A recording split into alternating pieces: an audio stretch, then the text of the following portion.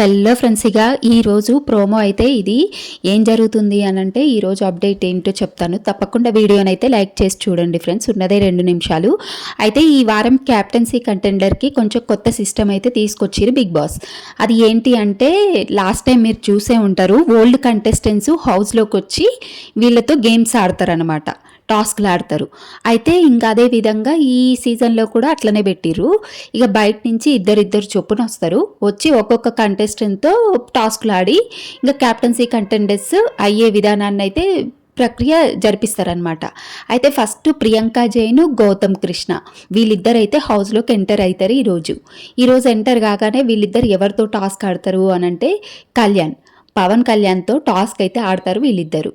ఇక పవన్ కళ్యాణ్ వీళ్ళిద్దరితో టాస్క్ ఆడి ఫైనల్గా Pawan Kalyan captaincy contender అయితే అయ్యిండంట.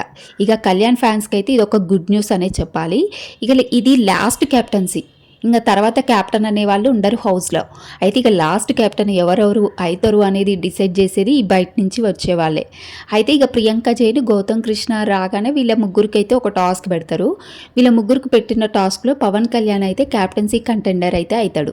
ఇక తర్వాత నామినేషన్స్ విషయానికి వస్తే నామినేషన్స్ అయితే అందరూ రీతు తప్ప, సంజన, దివ్య, తనుజ, భరణి, సుమన్ శెట్టి, ఇమాన్యుయల్, డెమన్ పవన్ కళ్యాణ్ వీళ్ళైతే అందరూ నామినేషన్స్లో ఉన్నారు. అసలు నామినేషన్స్ ఏమన్నా జరిగినాయా? రీతుకి సంజనాకైతే ఒక పెద్ద గొడవ అయింది. సంజన నోరు జారిందనే అనిపించింది నాకైతే. ఇన్ని రోజుల నుంచి సాఫ్ట్గా కూల్గా ఉన్నామా, ఇలా నోరు జారింది అంటే ఆమె నామినేషన్స్కి రావడానికి భయపడుతుంది. ఫస్ట్ ఆఫ్ ఆల్ ఆమెకు ఫస్ట్ నుంచి అయినా నామినేషన్స్ అంటే భయపడేది.